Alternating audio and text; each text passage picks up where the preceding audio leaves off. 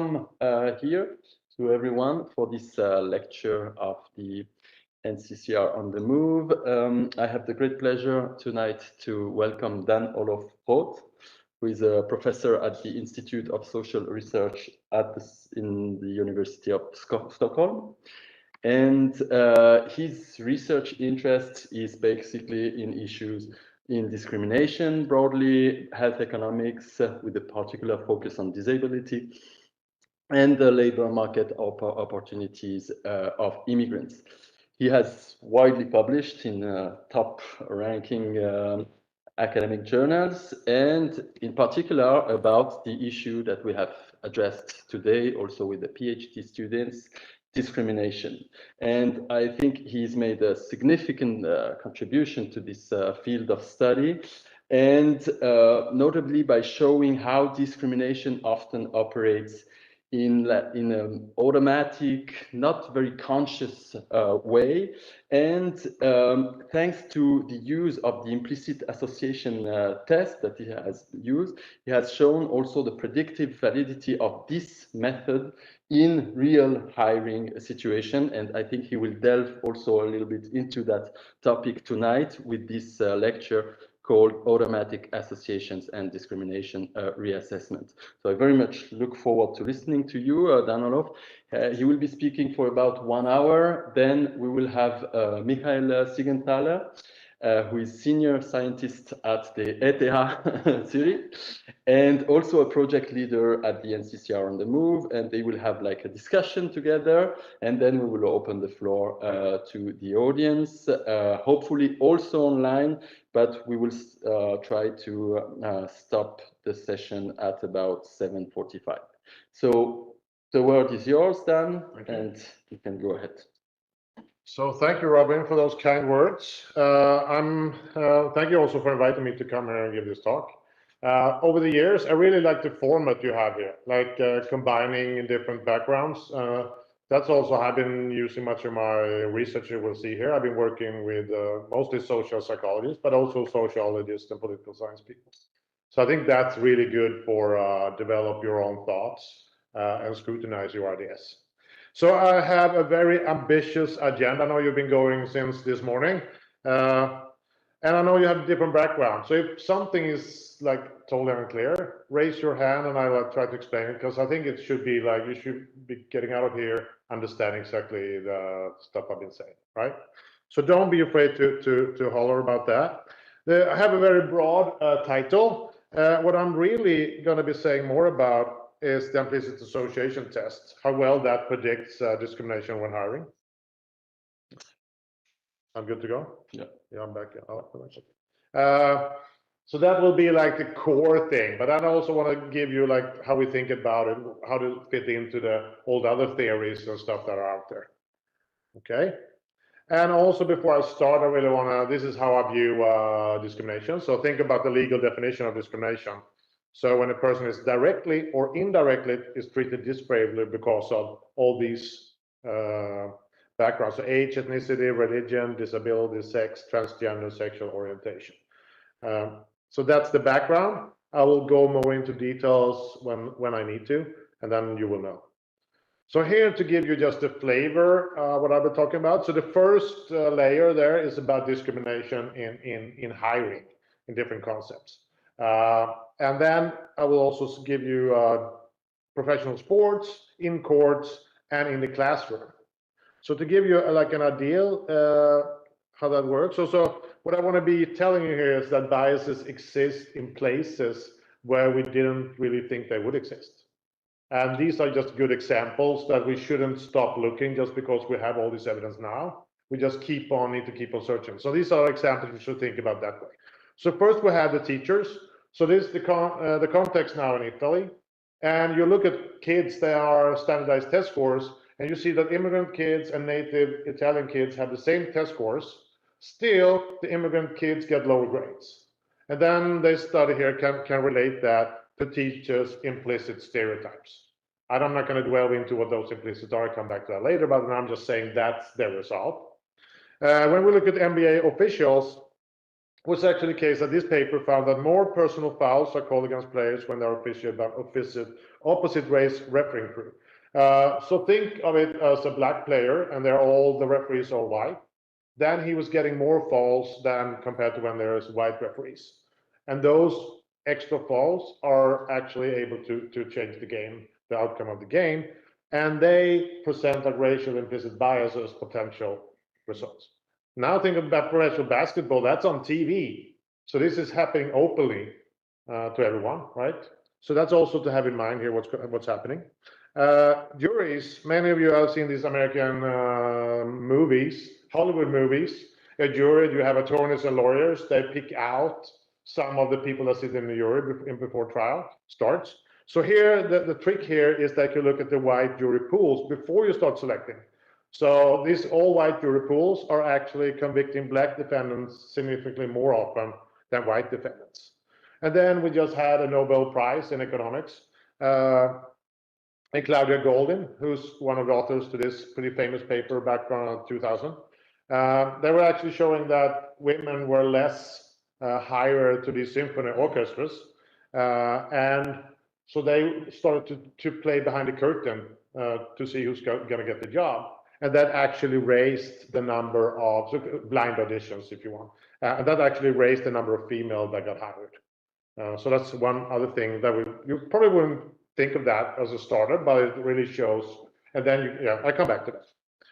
Okay, so what I want to say with this is that there's still a need for research to keep on searching and investigating with reliable methods, and I come back to that as well, that where discrimination exists. So this could be newspaper, you can read it in newspapers, you can think about, and I think it's still room to do a lot here. So if and where discrimination appears in society is like an important question. So now I've given you a background that I come back to in the end, but now I can give you an outline also for what I want to talk about. So the first thing that is really important is these reliable methods to measure discriminatory behavior. Because if we don't have that, then we can't really understand why people discriminate. And that will be my second point. And I will go through some existing main theories and look into a few methods that we can actually measure those things. Preferences, beliefs, and associations, and there the focus will be the implicit association test. And then for C, can these measures predict discriminatory behavior? That's like a really important point. So we have these ingredients now, so can we predict who's actually discriminating? Then we can actually also do policies to reduce that. And then we come to the 2Ds. Can we eliminate discriminatory biases? That's a pretty strong statement or a question. Maybe we can reduce and limit discriminatory practices. So people can still have biases, but we help them get away from that by different ways. And that would be my end slide actually of today. So first we start with methods to measure if discrimination exists. Well, I view them as non-experimental and experimental. And maybe Mikael was talking about this today.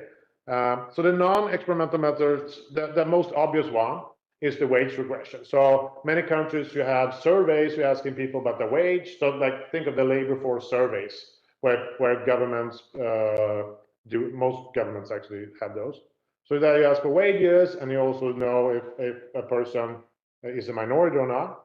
So then I'll skip the regression equation here. So we just know that if minority has lower wages.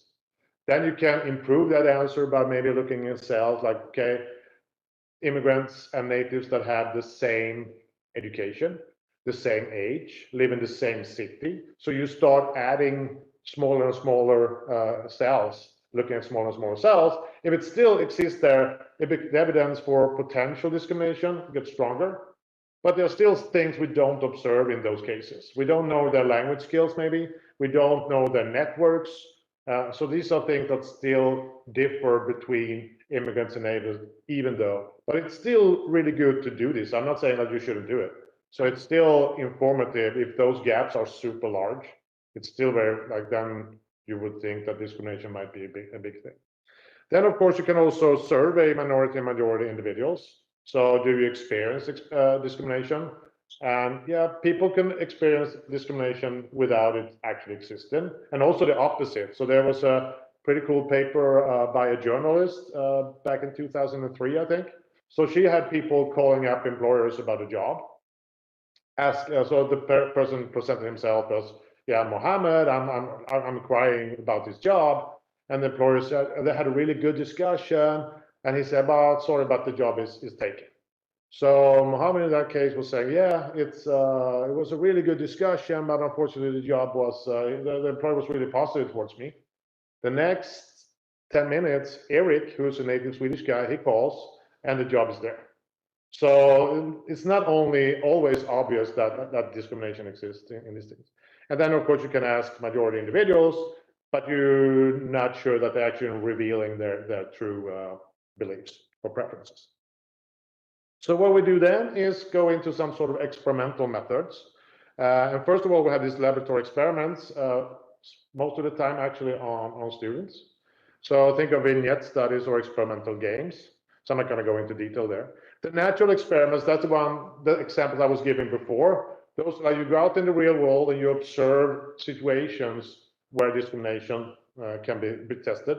And I think that's just very, very useful to discover discrimination in unexpected arenas and markets. And I will come back to a few. And then we have field experiments. We actually go out in the field and we construct the situation ourselves. Those are less common. And the one I'll be talking about today is the correspondence testing for discrimination in hiring. Okay. And if you want to read more about that, I suggest you go into this very nice paper by David Normark at UCR1. So he has experimental research on labor market discrimination. He just explains all these methods so that you can keep on going from there, from all that literature that's in that paper. So that's a good start. If you didn't get enough from Mikael already. Yeah. So let's go to the correspondence testing experiments. So let me just give you an idea how it works. So in this case, it takes a lot of time to set up the situation. So here we construct job applications for, so we work with the Swedish employment agencies, get to see a bunch of relevant job applications, and then we construct ourselves, and they should be like very identical, very similar in style. And then one of them has the name Mohammed Said, and the other one has the name Erik Pettersson. So that's a typical Swedish name and a typical Middle Eastern name. And then we can ask the question, does it make a difference in your name is Mohammed or Erik for the probability to receive a callback? Because the only thing that differs between these job applications now is the names, nothing else. So the only thing, if they have different callback rates, must be because employers actually acted on the name. That's why this method is so powerful. And I'm just going to give you an example of my paper together with my PhD student at the time, Magnus Carlson, and we published that in 2007. And this is one of my most cited papers in labor economics. So what we started out with doing is we sent to equal job applications to advertise job openings in Stockholm and Gothenburg. Those are the two largest cities in Sweden. And we have something we call the matched pair design. This is that these two are exactly the same, and I'll soon show you the benefits of actually sending two of similar job applications. And one then has this Middle Eastern name, so think of Ali, Reza, Mohammed, and the other had a Swedish sounding name. And this is also something I will come back to when we get later, when we come to the EIT, implicit association test. The signal here is names. And then we randomize the name and application. We wanted to have a representative picture of the labor markets. We have 12 different occupations. In some others, I've actually managed to have 17 different occupations. So we can look at more across different occupations. But here we had actually low, medium, and high qualified. And you should think of those as the employment agency and entry jobs. Not all jobs are there, of course. So you still have other types of jobs. And the really tricky part is the one that says application designed to fit occupation. Because if you make it too good of an application, then everyone will get called back and you have no variation. If you make it too crappy, there will be like 0 callbacks and you have no variation. So here it takes a lot of time and testing, piloting. What level should I get? And here's like sometimes one experiment, here we get 30% callbacks, and another one we get 20. And it's really hard to know in advance exactly what, but it should, yeah, you have to figure it out after a while. And so here we have education and work experience about 3 years. That way we decided upon. And you should be 26 to 30 years old. Entry jobs, but at different levels. And here we had a callback rate of 29, like approximately 30%. And then we randomize the order. So the Swedish name is sent first in half of the cases, and Mohammed is sent first in the other 50%. And usually by 1 or 2 or 3 days in between. And this is what the match pair design. So looking at the highest row there, we had 1,552 jobs applied to. And when you send 2 applications, what can happen is that neither of them got called back, or both of them got called back, or only Swedish name, or only the Middle Eastern sounding name. And all those 4 things happen. And if I take the first, what's many people forget? So a large share, in this case, employers do not discriminate. How can I say that? Well, if we look at the equal treatment, neither are invited first. So 1,030 people never got an invitation. Neither of them got an invitation. So that's actually 66, so 2/3. And then we don't really know, did they even look at my applications? Maybe they got some other people and they would have discriminated if they had a possibility. We don't know. So that's like an unclear, but it's still, in this case, it was actually an equal treatment. Then you had, like when both are called back, that's 239 cases, so that's 15% when both get a callback. So those 2 numbers together makes the 80%. So then you have 20% where there's actually discrimination going on. So only the Swedish name was called back 217 times.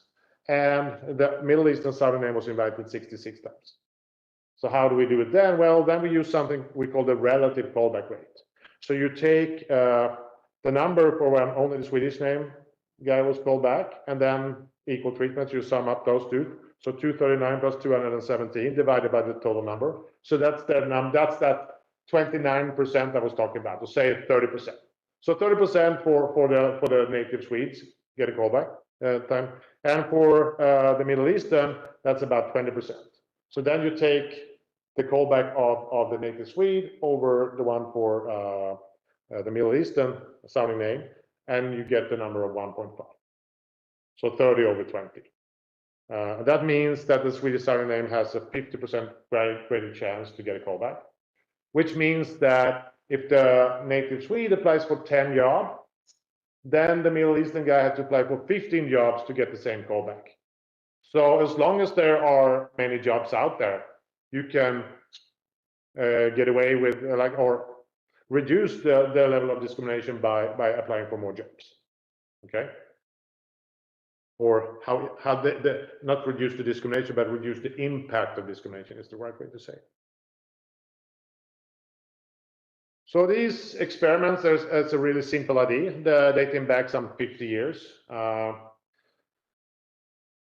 And you can use it I do it here in the labor market, but people have also done it in the housing rental market. Equally, you just apply for rents or for housing. And product markets. So think of eBay, where in one case you have you can use the name there, you're selling products, and you see if people give you lower prices, etc. And it's easy to adapt to different domains by shifting the signal. And here I give some, instead of repeating those, I can just give you them here. So the first line you can just think of, instead of ethnicity, you can actually have female and male name, like very clear ones. So that's my, like Magnus again, he has a paper in feminist economics.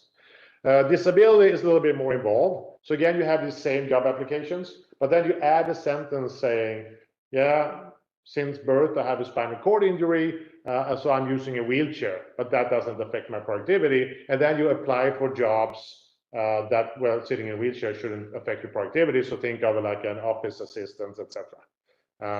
And that's a really nice recent paper by Charles Belmar in AJ Applied.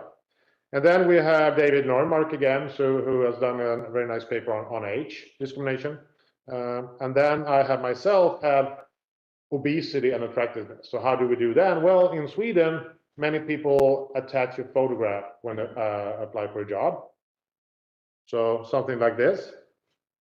So the guy to the right is actually the same guy that you see to the left, but he's manipulated by someone who knows Photoshop really well. And you see that by when I do that. Okay. So now we know it's exactly the effect of having, so the same guy, but you have, and here we couldn't do the match design because it would be totally, like some would like realize this, because now you see it on a big screen, but think of you see it like in smaller format, it was not obvious. So there we have to have, you can also send it like one to each employer. That's just a different design. You get the same results, it's nothing different. Okay, so this has been done quite many over the years, these correspondence testing studies. So there are a bunch of overviews. The one to the left there is one of my own. It's something called an ICA World of Labor. So you can go and look at that. That's like a simpler version where I discuss the design and what's the problems and so forth. And then Stein Bart has done a pretty cool title, Hiring Discrimination, an overview of almost all correspondence experiences since 2005. And that would be some 100 something. And then Marianne Bertrand and Esther Duflo has one on field experiments and discrimination. So that's a handbook chapter. So overall, I would say that this is a very solid method to measure discriminatory behavior. So this is one way to do it if you go out in the field. And they also talk not only about hiring, they talk about housing rental markets and product markets. But there are, of course, some limitations, right? So this is not the only way to do it, and we should think more about it. So it's still lots to do for you guys. So it's not all done yet. So first of all, the critique we get to do this, like it's only the first stage. We're ultimately interested in actually who gets the job in the end, right? And then you have to do something called an audit study. You actually have to have actors that go and apply for the job, and then you can imagine it becomes correspond. I was saying this match pair design, like how easy it is to have the exact same job application. But now we start adding actors. It's going to be an interaction, how hard that could be to actually make that work. But there are a few, and you can also go into Lincoln Quillian. He has some really cool papers about this one. He's at University of Michigan. Here he just takes a bunch of audit studies together that's out there, puts them together, and comes out. He can actually look at what happens at the final stage. So in my paper and also in his paper, the level of discrimination is this 50% at the interview stage. But then when you come to who gets the job, it's actually 150%. I would think, like before I saw those studies, I would actually think that discrimination is actually reduced because most of the discrimination would be in the first stage. Now actually gets the job, it actually increases, which was a little bit surprising, and just tells us that we have to look at that stage as well.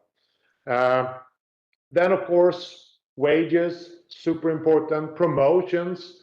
So if women are less promoted, you all heard about this glass ceiling for women that are not reaching the top position. So we try to do a lot now in Europe to get that away. But that's like also very important to think about. Then another former Nobel laureate, Jim Heckman, he had this point that, well, why are you so excited about these correspondence testing studies? Because it's really, think of you as a small minority. And I just showed you that like most employers actually don't discriminate. So if there's information about what employers discriminate and don't, these minorities should be able to sort to the non-discriminating firms. And then, well, some firms discriminate, but we don't care because it really doesn't impact on your wages, right? So that is his comment.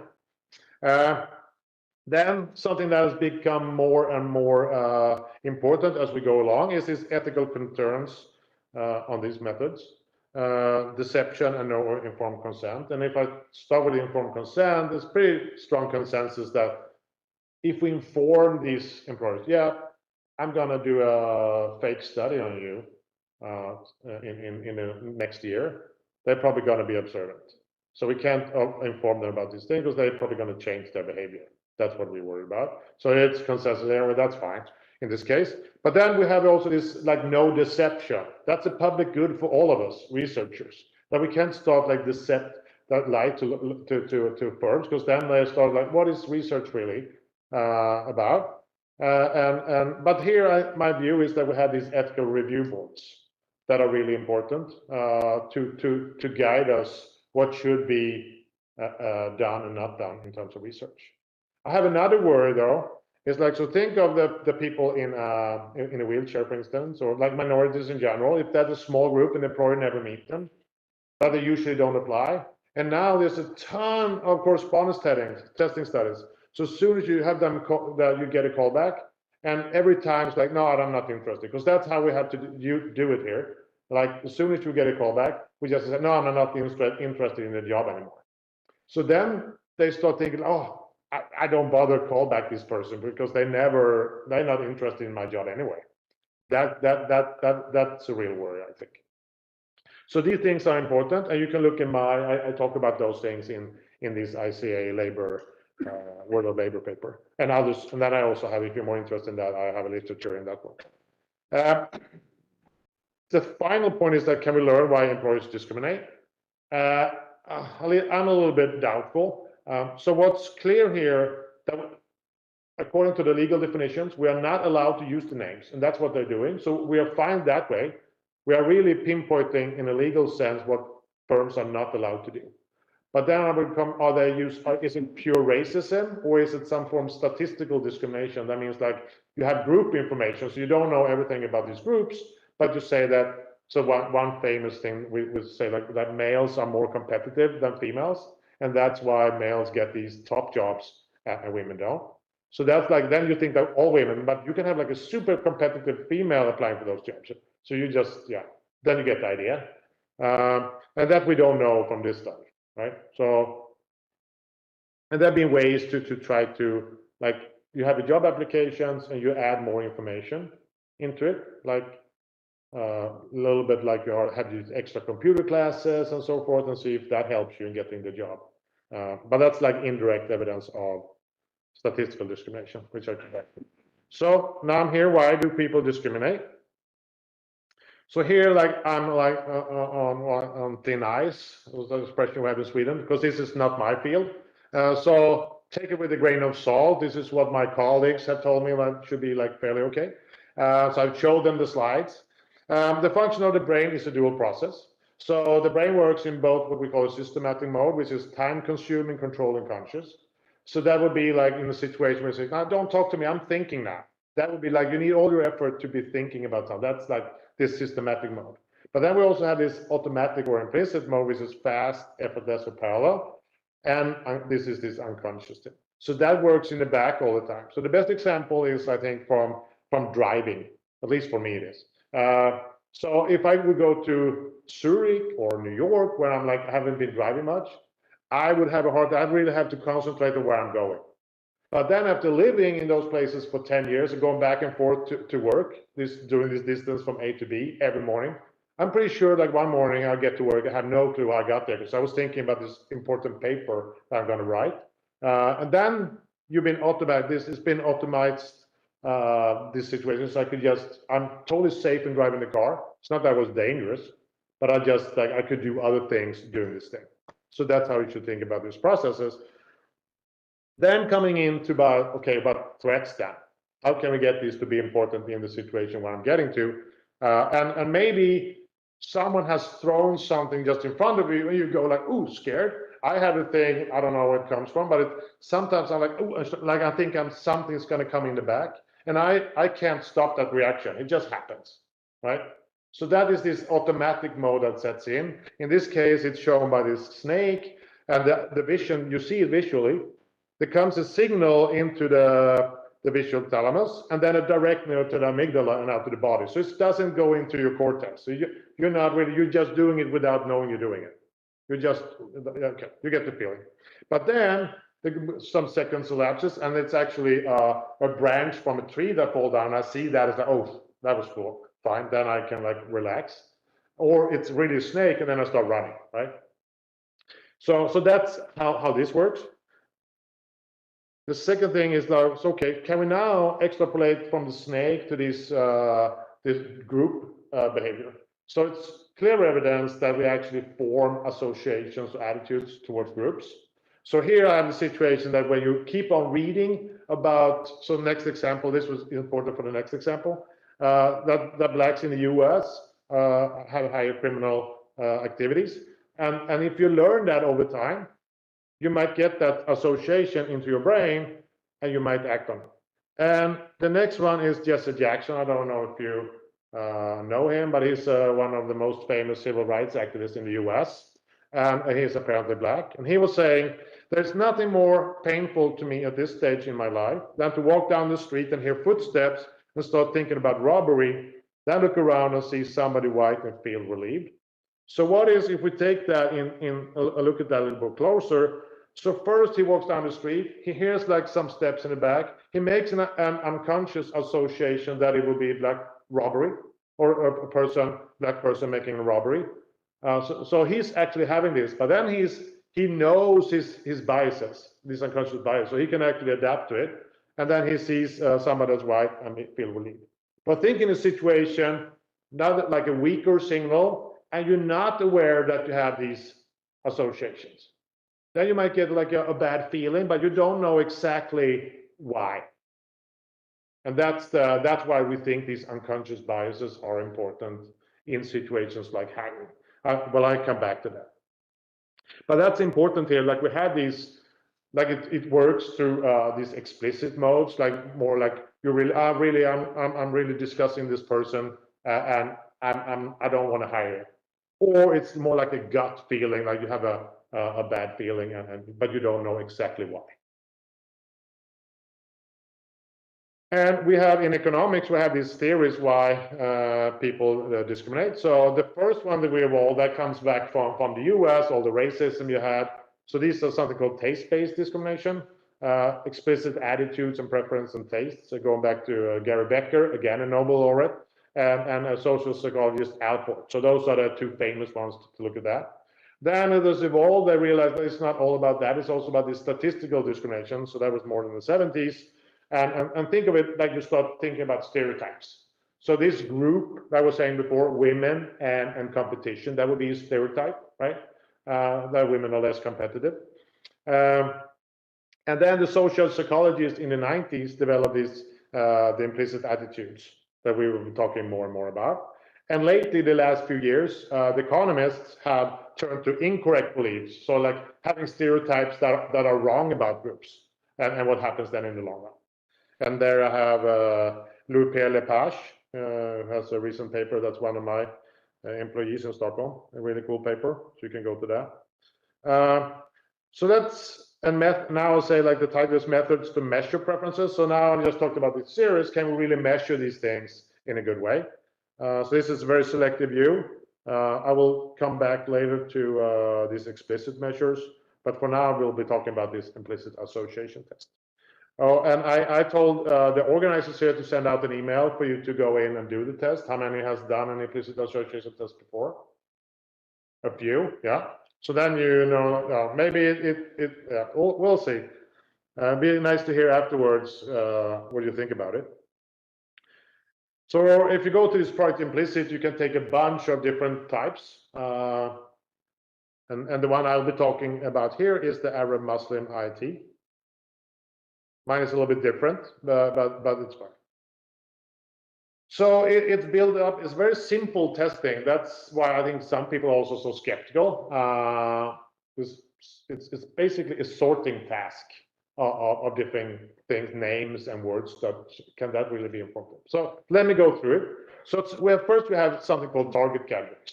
So that means like you have to start off this by having like two groups that you think are contrasts. So in this case would be Arab Muslims in Sweden versus native Swedes. And again, now coming back to my correspondence testing, the stimulus here will be Middle Eastern name or Swedish sounding names. The same I'm used in the correspondence testing experiment will be the ones I'll be using here. So basically it will be like I see a Middle Eastern name, I'm going to sort it into Arab Muslim or native Swedes. I'll do say more about that. Then you also have these attribute categories. What do you attribute to these groups?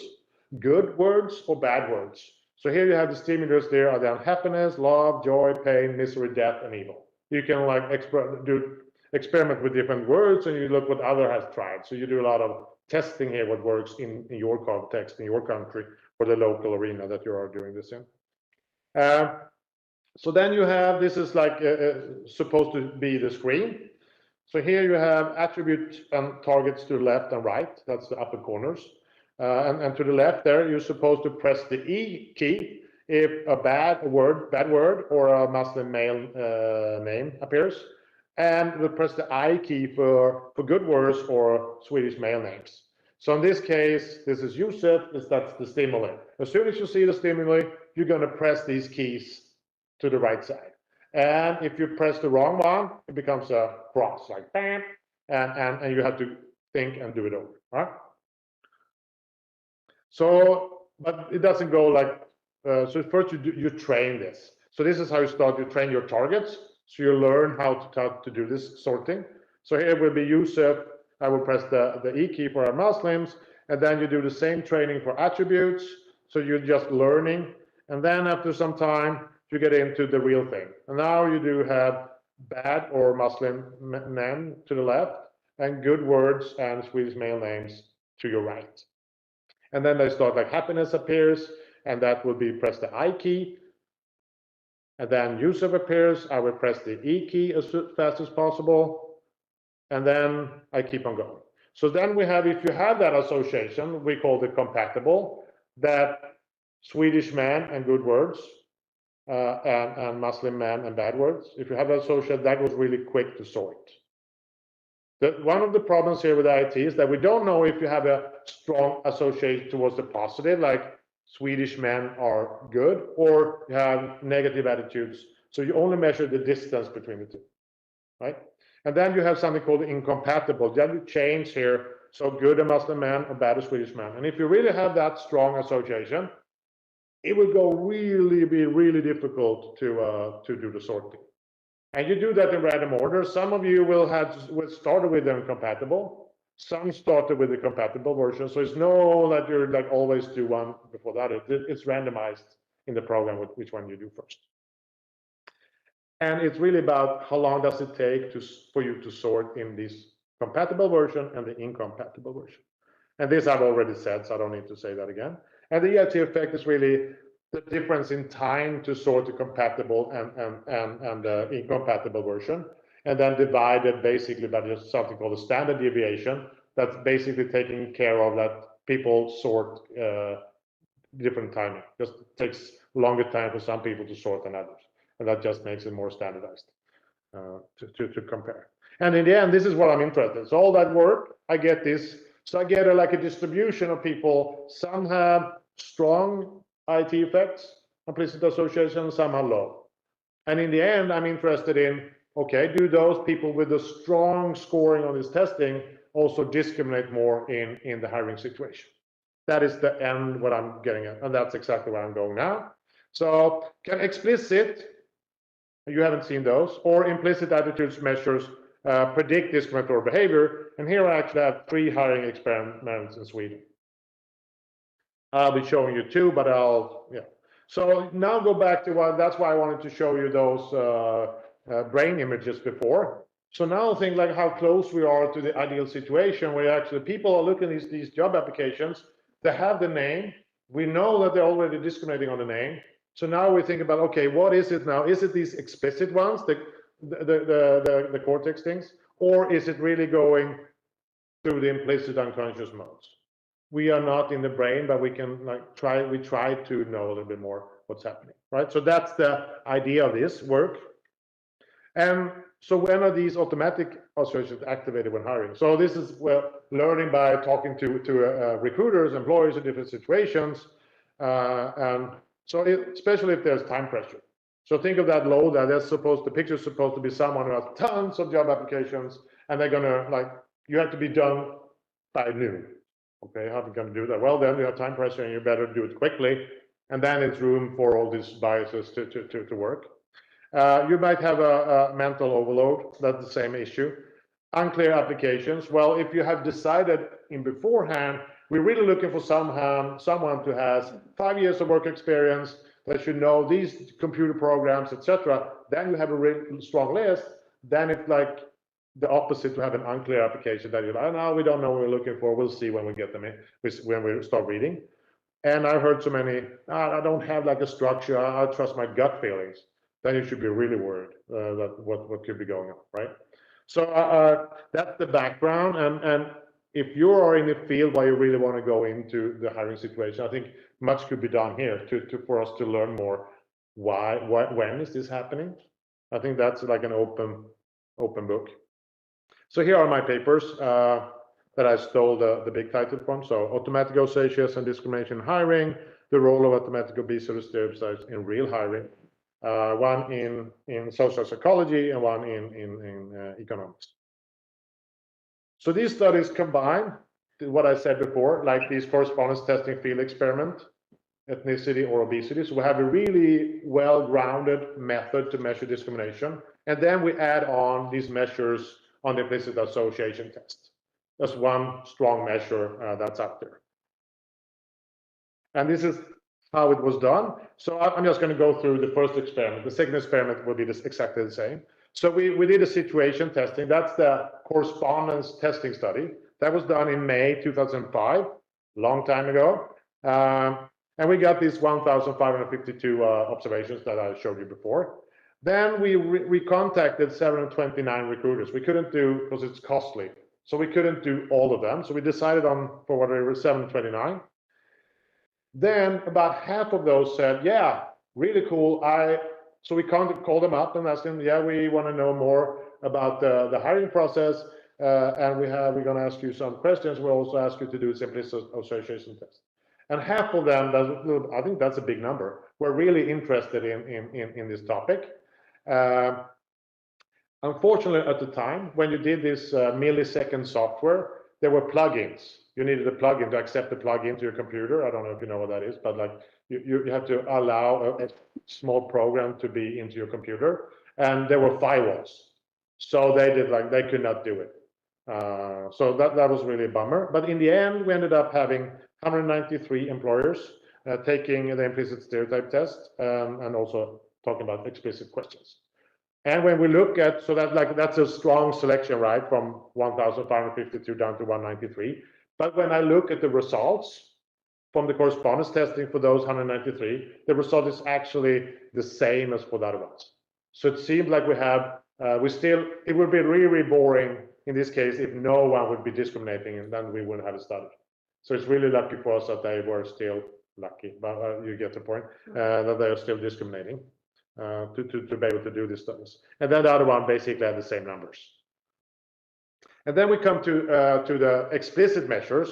And here, there could be discussion what measure we should use. These are the ones that we're using in social psychology, something called a feeling thermometer. So you're basically, how do you grade your feelings toward Arab Muslim men in Sweden, and how do you grade your feelings toward native Swedish men? And then you just take the difference in these thermometers towards these groups.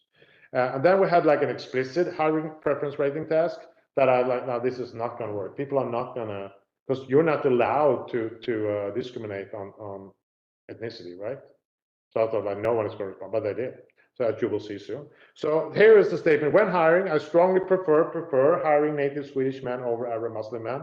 Neutral alternative. And then when hiring, I strongly prefer hiring Arab Muslim men over native Swedish men. And they strongly prefer the native Swedes. So with that was a little bit surprising. And for the IIT, we got those distributions that we were hoping for. So there's a variation. So some have, here we're really after like splitting the data basically into two groups.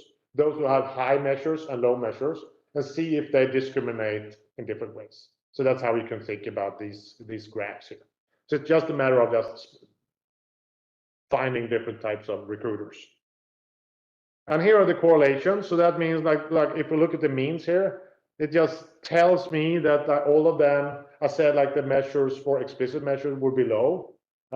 Here to me, these are pretty strong measures. So that the means are similar. Like we really have people that have either implicit association or strong explicit statements about these groups, right?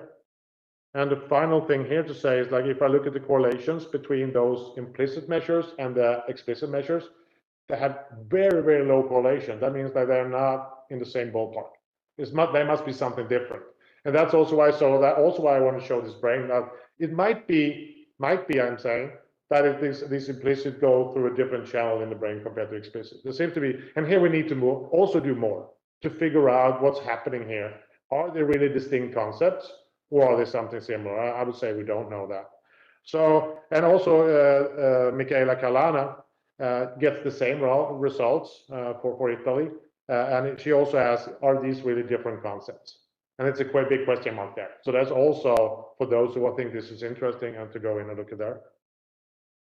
Then I come to like the empirical strategy. So now I put these together to like exactly what I was saying. Do these different people with these different associations discriminate differently? So this is what we call a standard regression. So if you just look at now I can't hide anything, it doesn't work. But if you just think of the as far as we go to the alpha and the beta and the Arab there, that would be just the beta would tell you how much they discriminate. Right, so that would be a number. Beta would be a negative number on how much discrimination goes on. Then the last term is this interaction term that just says that do some people that hide a high value of this X, will they discriminate more? So that's basically what we say. So there's like a statistical model for what I was just saying before. Do different groups discriminate differently depending on their score? And then in model A that you will see soon, we only have the IIT in there. Model B would only look at the explicit measures, and then the model C would basically do horse race. When we put all thing in there, will most of the results load into one factor other than the other? And this is probably too small to read, so but now I have a super big screen here. I'll go here right away. So that's what you just saw from that table. Easier to see, I hope. So if we look at model A and what I have there in red, so that's this extra effect. So think of like, I'll make a simplified discussion here. So think of the IIT will be those who have high scores on the IIT. They will actually discriminate by 5 percentage points more. So on average, if we look at the top there, the Arab job applicant has a 10% lower probability to get a callback.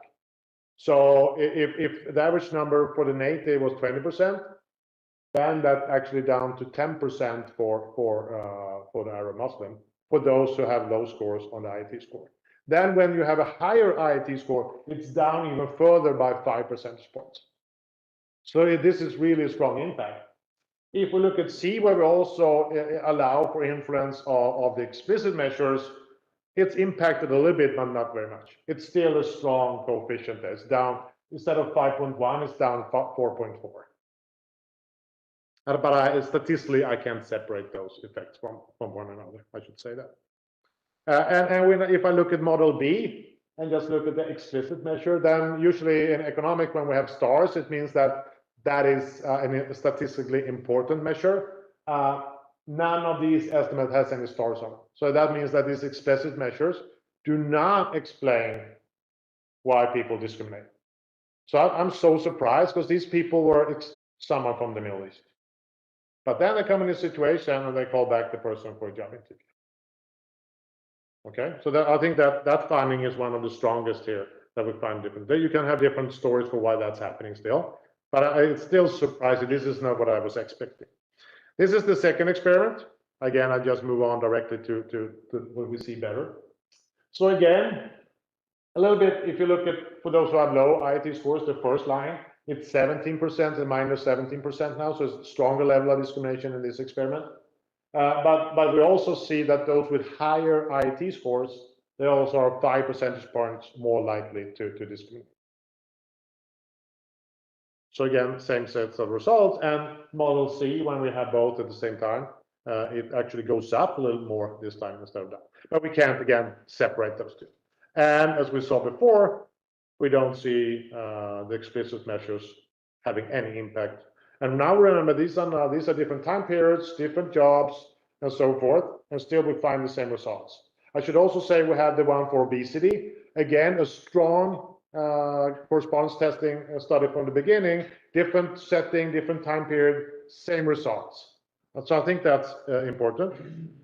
However, when they start to put together all these studies that are out there into meta studies, there's a conflict. So there's a conflict going on about, can the EIT measure predict discriminatory behavior? And you have this group to the left that started with their first meta study back in 2009, and they say yes. And then this other group that does the meta study in a slightly different way, they say no. And then there's a comment, they still think no, we should do it this way, and then the other group says no.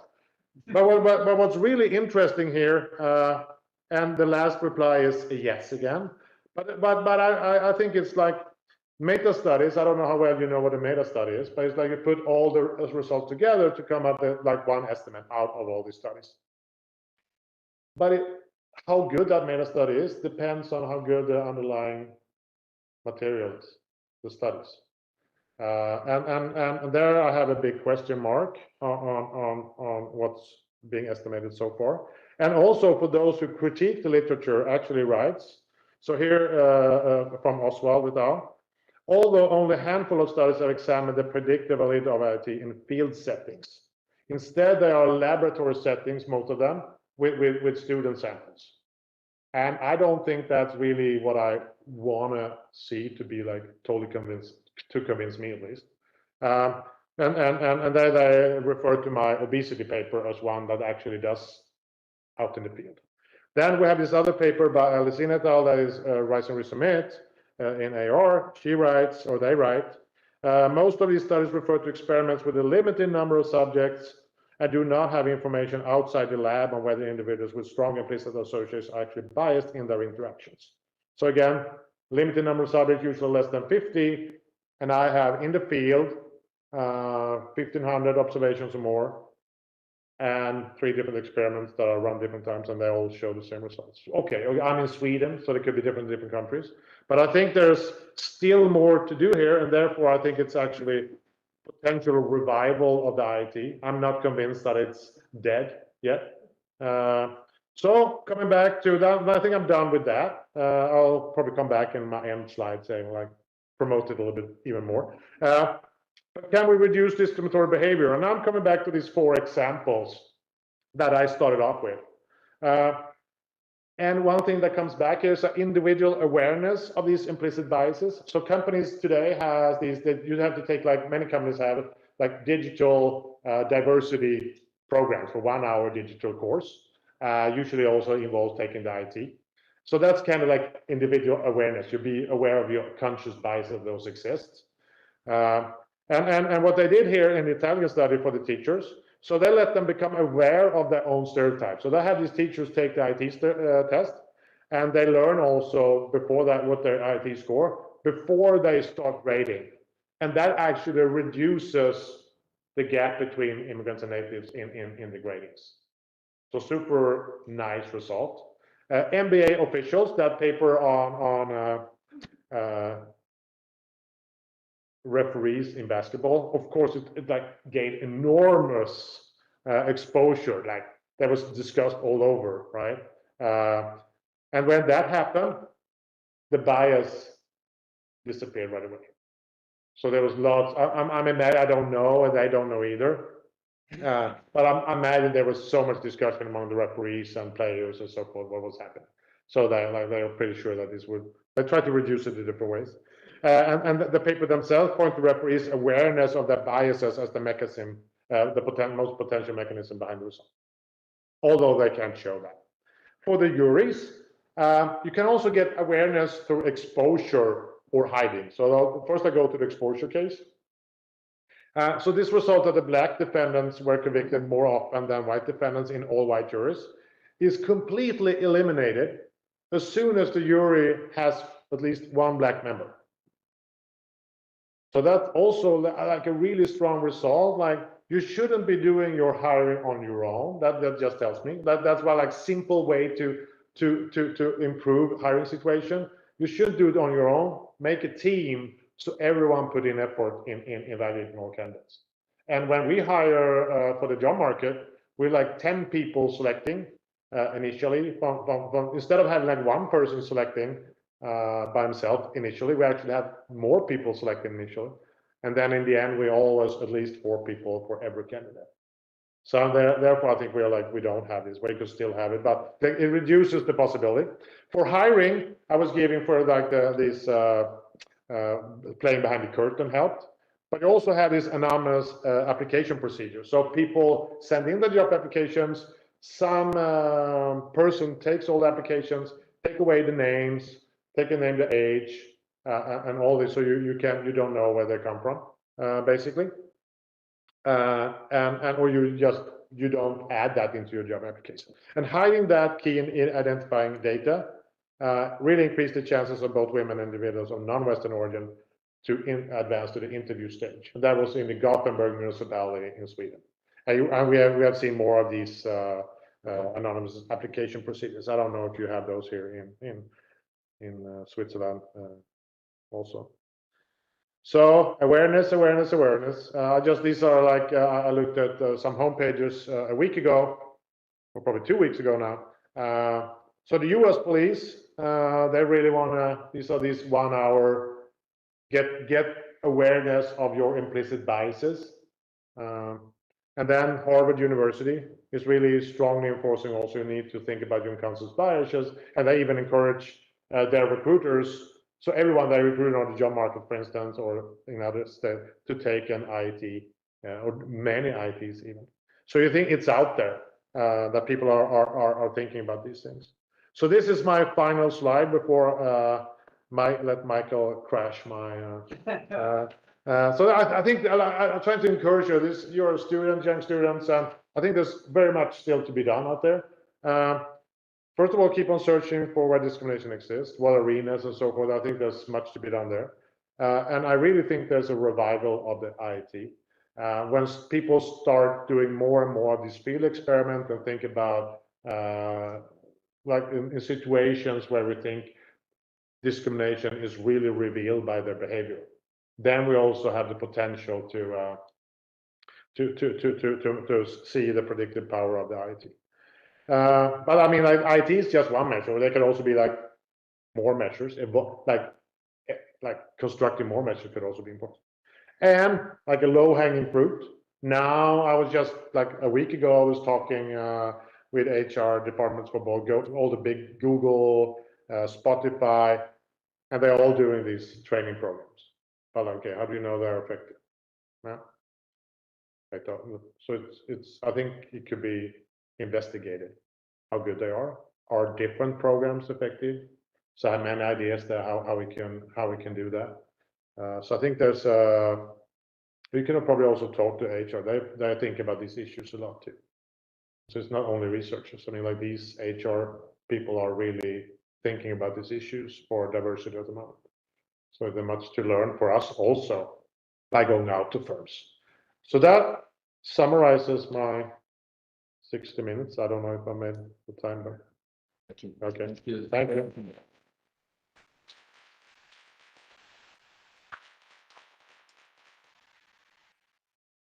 Thank you so much, Dan, for this fascinating talk. Now I will give the word to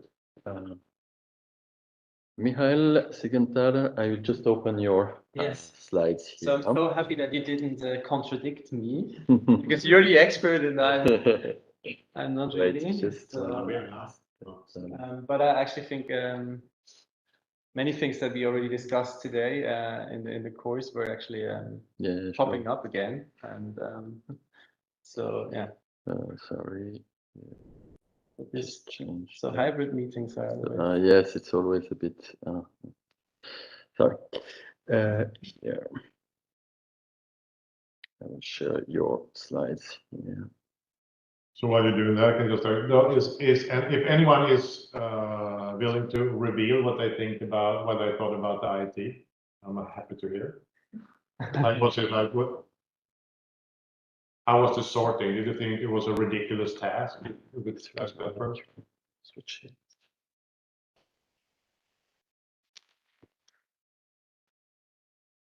But I mean, I think I'm not sure what you already said, but what really predicts real behavior, because I think yes, it does probably elicit my biases that I have, and some that I already know that I have, but it doesn't necessarily mean that I act on these biases. I mean, at least in situations where I have time and the time to actually don't act on these biases. But that's like a really good point, because I think it's really important to be aware of this, like that, just being like, I don't, even though it doesn't like, it made me think so much about like how I think about people when I meet them, because I know how I scored on the IT, and I don't know exactly what it comes from. So and people tell me different stories. So there was one, I was lecturing this back in 2007, 8, 9. I was doing this for HR departments and talking to them, and there was one girl coming up to me like, oh, yeah, I don't trust this result. I really like obese people. So she got the opposite. And I was asking her like, okay, if you're, and my husband, he's like super thin. I like thin guys. But look in your immediate family. Like, is there somewhere where you have someone like obese that you love? Yeah, a mom. So I mean, like, we don't know exactly where those associations come from. That's the tricky part here. So some would probably have a different association, but you also have like many. So one striking result also for the US is that that also like, this can't be true, because like some black people saying like they did this and they had a preference, implicit association for whites, and like that's like I really don't. This is not my thinking, but that's the association that people have in society. So then you're picking up the society's association. You find similar one for age, like old people doing this and have a strong preference for young people. So now that's why it's so much we can still learn about this. It's when I hear these stories, it just says like there's so many things we don't know about these things, like how things are formed and how we think, and there's context. There are different contexts that this happens. No, I'm not going to destroy your. No. Interesting.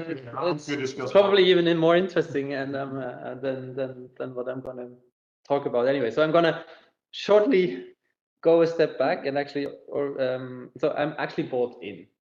I think there is more to learn from doing a correspondence test and then also do a follow-up survey on the firms, potentially including an IIT. And I can see that these very recent studies for the IIT, they will lead to potentially, at least within economics, to a revival of using of the IIT. I learned that within social psychology, it's on the downfall. Let's see. Maybe economics is typically like 10 to 5 years, maybe in 15 years behind the other fields. So yes. So I was worried that you're going to see that.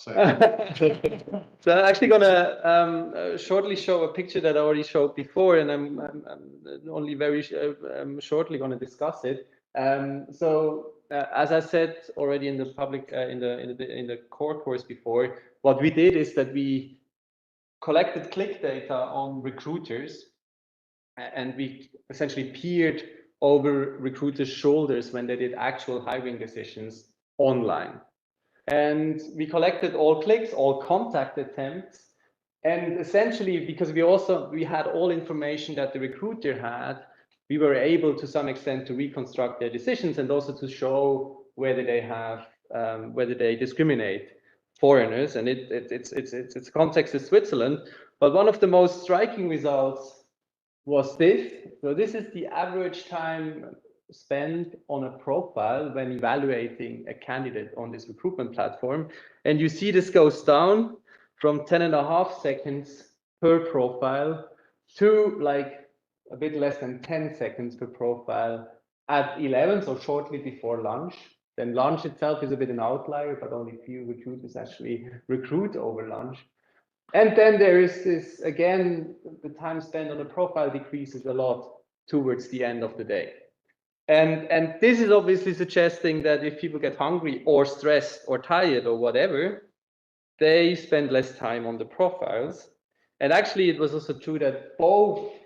So this is this is estimate of discrimination against non-European job seekers of the same recruiter. But that's the same recruiter doing searches at different points of the day.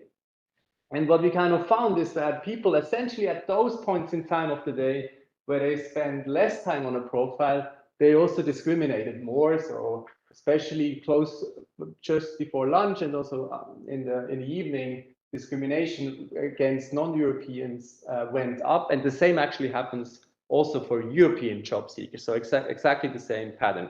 And this obviously suggests that yes, something like so the same recruiter, if he or she is tired or hungry or whatever, may discriminate more.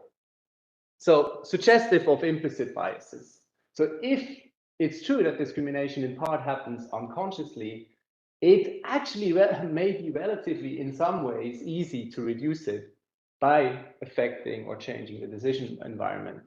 As you said, implicit biases are more likely to drive our behavior. If we are tired, stressed, overloaded, or inattentive. So yes, simple things such as selecting candidates in the early morning may already help to reduce discrimination in the pre-selection stage. Things are very different if discrimination happens very consciously and is based on conscious prejudice. So then it gets much trickier. So that's why it's actually important to know whether discrimination is conscious or in part unconscious. And I wouldn't say we know a lot about this. And your approach to combine correspondence testing with follow-up surveys may be a means to get further there, because actually with a correspondence study alone, you have very limited abilities to distinguish between different reasons for discrimination.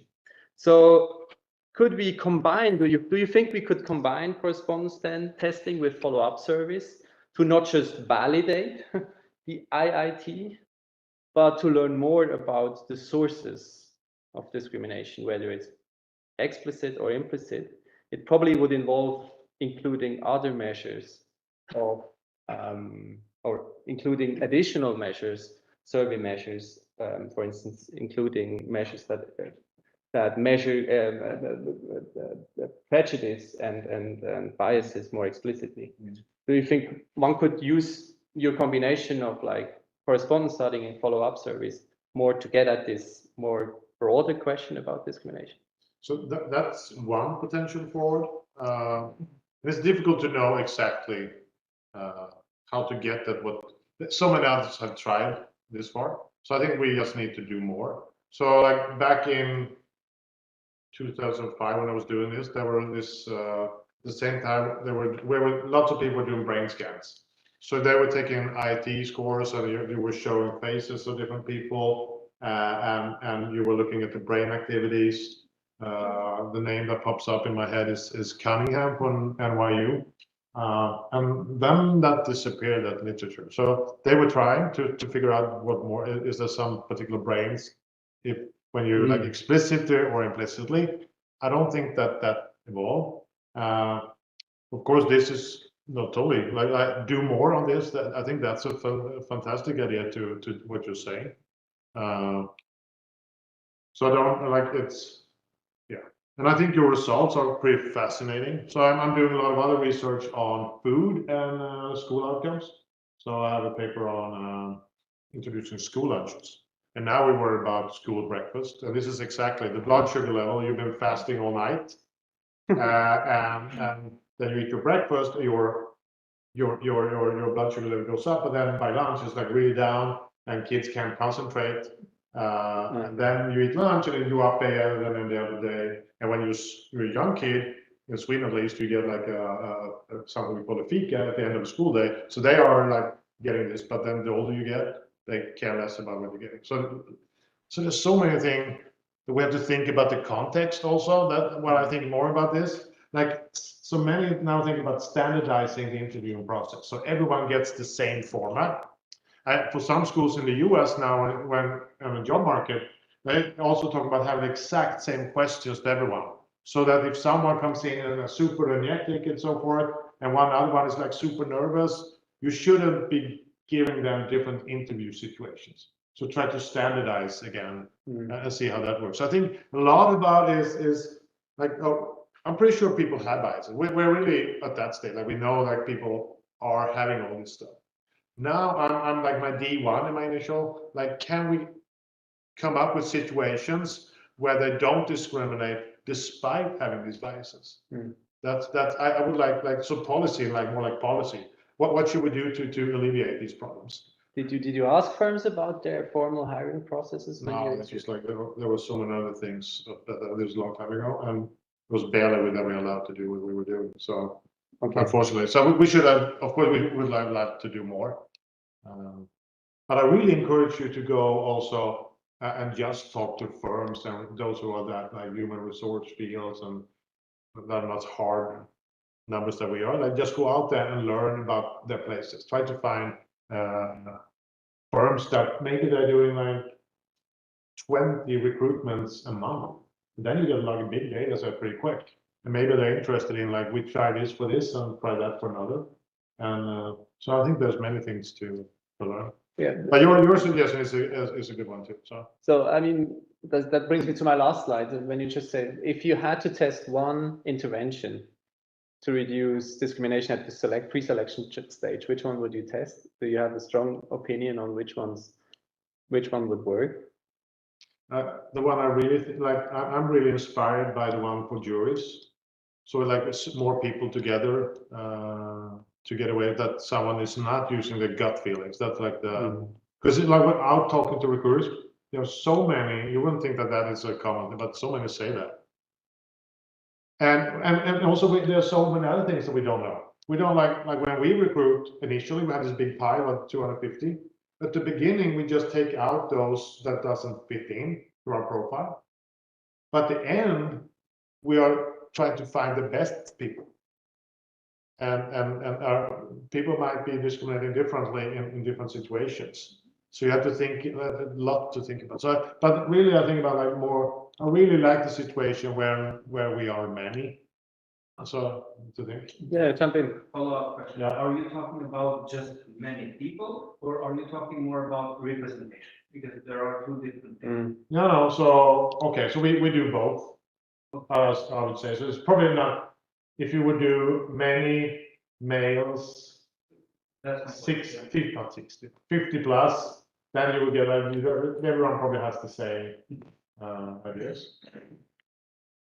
But we were talking over lunch today, like how important it is to have for females to come in. Like so, it was so awkward to recruit for the job market 10, 15 years ago. We were usually in a hotel room, 5 guys sitting on a bed, recruiting someone sitting in a chair. That's how it was, because there was like in a hotel in the US, and there was no, that's the way you recruited people.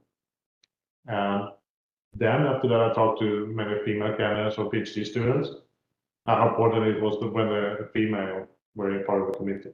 So we always try to have, as soon as there's a female, we try to have a female, because that really is important. And so many women say it was really the one that made them go into the economics profession was that they met a female professor at some early stage, which really was helpful. And I just think that's important for like all domains, for ethnicity and so forth. I think it's so really like a good point.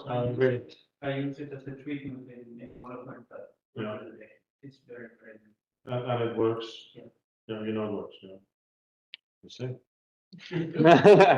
That's the next speaker. Yeah. I do have one slide. I don't have to use it. So obviously there are downsides to correspondence studies. You mentioned them, including the fact that you have to do it. It's just costly and it's just a lot of effort. So I guess once we talk about measures to reduce discrimination, we don't always want to have to do a correspondence test. So actually, I think we could advance this literature more quickly if we could identify methods to reduce hiring discrimination with simpler survey and lab-based measurement methods. That obviously, if we come from there, then the importance to actually understand which of these survey-based measures actually are predictive of real hiring decisions in the labor market is even more important. And there's many things. Many of those studies, I mean, they have been evaluated, but in lab settings and similar to the IIT, but not just the IIT, few of them have been evaluated relative whether they actually predict discrimination in hiring. So it is essentially unclear to me, I think, and whether these methods would replicate recruiter decisions in actual hiring processes. So I guess one way to push this even further, what you've done, is to combine correspondence testing with follow-up surveys, including several methods here. Yeah. To learn about the validity of the approach. No. Because that would be very helpful. If we knew, okay, we can do an implicit association test and a vignette study, and then we're going to cover a substantial share of decisions of recruiters, then we can use those in order to evaluate interventions. No, I totally agree. So when I said that I don't trust these lab experiments on students, maybe it is a student sample. Students usually don't have that much of experience yet with the hiring situation, but if you can do that at the firm level, then maybe these other methods that I'm more skeptical towards right now, maybe they'll start working to predict discriminatory behavior within firms. And then we will know more. So again, I want to see like more go out there and try to work with firms. As soon as you start working with them, it's totally different if you just approach them like, hey, I want to do like see if you discriminate. That's like no, maybe not. But if you start having a situation where I want to learn about your hiring processes, and you are at that big firm, that will be like a big firm that has many. Maybe you can eventually say like, oh, I can't just set up this experiment, and it will be totally hidden who's doing what. Maybe they are more open to do that then, when you have them on board. So that we just have to work a little bit more deeply into the organizations, I think, instead of coming from the outside and say like we're gonna see if that'll just be like the wrong entrance, I think. I don't want to monopolize the discussions. I have many more questions, but I don't have to ask them, so I'm going to give the floor to the audience. Yeah, just one question. So I found this comparison of the implicit and explicit biases that these firms answered on, and the relationship with the discrimination found, the correspondence. If I'm striking that the explicit discrimination or biases like we're not predicted, we're not correlated at all. So do you have any idea why this is true? Because I mean, obviously you'd expect that this is correlated. No, so that's like a big study also to do, like to figure out, because now there's the Italian paper has similar results. So it seems like it could be that our explicit measure are not the best ones. But of course, that is an option. But at the same time, these people are saying, yeah, I would not think that. That would be more, I was more thinking that they would not disclose that they like how they would behave. The explicit, I was more worried about that's a social issue not to say that. But.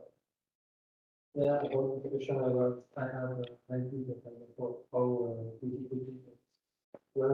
is it not related to the fact that these people that tend to say explicitly what they think, so that everyone around them know, and then when something happens, they are more likely to be held accountable for their decision they made, and then a kind of auto-censor to avoid any comments on these people. Yeah, sure. It's just hard to know. So we just need to know that. I think that's an important question first. Are the explicit measures I'm using, are they really picking it up? And then go into like explanations to see are the other ones, and then try to understand why they differ. Because now I think how I think about it at least is that they really seems, since they have such a strong, like I've measured something with my explicit measures. Explicitly, that the IT is then picking this other route in the brain, but that's like we don't know. Thank you so much for the lecture. It was really interesting. I was wondering, I was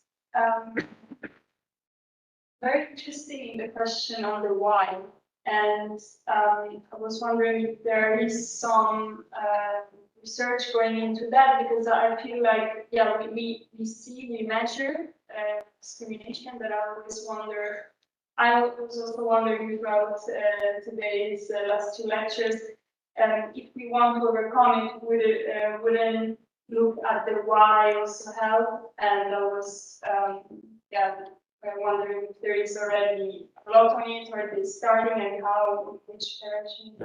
So there are lots of theories that we think make sense, but the evidence are not that. So it's, yeah, try to convince that it's statistical discrimination that we have in economics or racist. It's just very difficult to even that one that should be like, sounds easy from theory to disentangle, but then in real life they're not so easy to disentangle. I think the new results are if you go into those literature that look at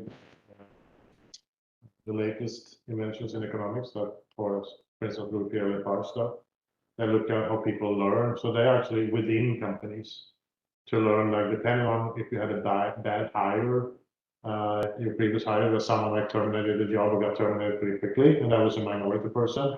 How do you behave for your next hire if there's a minority person? So then we can get closer, but still it's a black box. The hiring thing is really a black box, and it's so many different. Me myself, like I've been hiring now for many years, and I've been doing it differently over time. So I think there's probably a lot of variation. Maybe a lot of case studies, I would say, and I talk to people to see if there's. It's only by being inside the black box you can figure out what's happening. But again, so even if we can't pinpoint the why, I think there's so much we can do by trying to take it away, like construct situations, policies where people might still have these biases, but it doesn't matter because they're aware of it in the situation. You really want to have the best candidate for the job.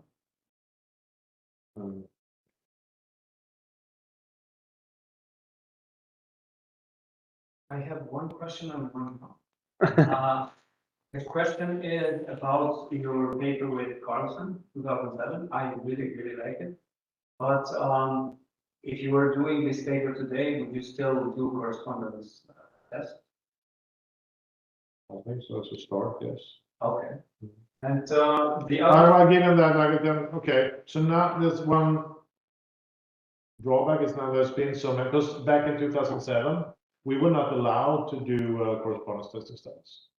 And I was like applying for money and asking the ethical review board, we really need to do this because we were doing these wage regressions showing that immigrants had lower wages. And we were saying it must probably discrimination. And some other groups say, no, it's not discrimination. We could not really pinpoint. And some groups were telling like massive levels of discrimination. Then we found this was solved. And now if you would do a second one, so people are continuing doing it and the result is not changing. So if the question is if I would do it over again and we didn't know, then that would be my starting point. But given all the information that's out there right now, I don't think for ethical reasons, for the reasons we said here, I shouldn't do another one. That's my question. Because I'm working on a project with Manoj, and what we're doing is actually, although, for example, EU mobile workers are exposed to different equal rights, they are treated different when they go, for example, to ask for unemployment benefits. And what we do here, we don't do correspondence tests, but we use 3 different methods to come up with some results. The first approach is conjoint based experiments, where we offer, for example, social workers, but also general public. And we offer different profiles of people based on different attributes, protected characteristics, age, nationality, etc. So they have to decide which profile will they choose to provide detailed information about unemployment benefits. And then we can see if, for example, one social worker is discriminating based on a protected characteristic or not. Then to validate our results, we don't go for correspondence tests, but we do inbox test experiments. We basically tell the social worker that, hey, we're more interested in how the welfare benefit schemes work in your institution, and we want to know how would you respond to 2 different email requests from Ivan from Bulgaria and from Stefan from Germany, and really compare the quality of responses and see if nationality matters. And the last stage then is interviews. really go in more depth with social workers and then come up with a much better picture. Yeah. Because as I've seen in the literature, especially in recent years, correspondence stats are quite a lot criticized, and I'm not sure whether many journals are already accepting papers because of ethics issues. That's why some. And they also, like, it's also publication Yeah. news, like for publication. I think you really good point. So one of my slides was like, yeah, correspondence testing is one method. It's not the only method. So keep on like what you're doing, more methods and more process like this. It's hiring, like there's so many other things. I think promotions is super important, especially when I listen to these women, because you really need role models way up in organizations. So it's way more to do there, both ethnicity and gender. Okay? So more methods. So I'm not proposing that this is one way. It's not so easy if you're in the situation we were way back. Is discrimination an issue? Yes. Employers do discriminate on various. So like just think of the obesity also, that's like less clear. But it's not fair that employers are discriminating on potential health issues either. Or it is like it depends. So it's just nice to know, interesting to know for the society what employers are discriminating on. There's a lot of things that are discriminating, and then it's up to them themselves. Okay, what are our criteria for not picking someone? And then you have to figure it out. So what I'm most excited about right now is disability research.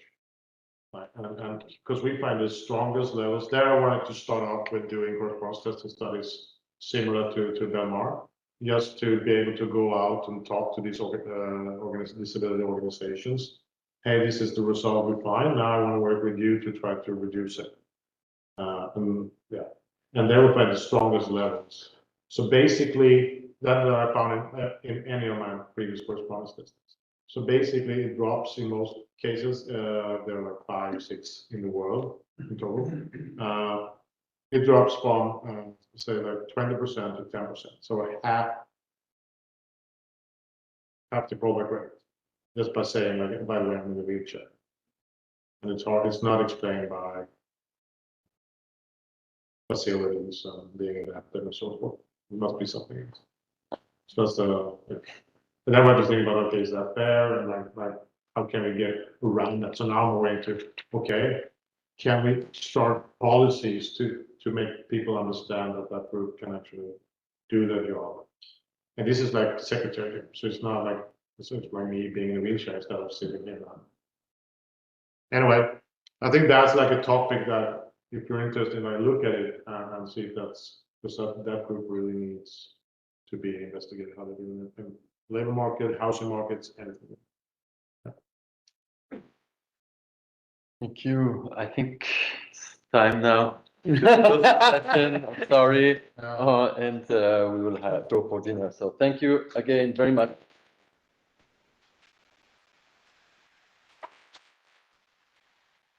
So cool that we're at the blood sugar.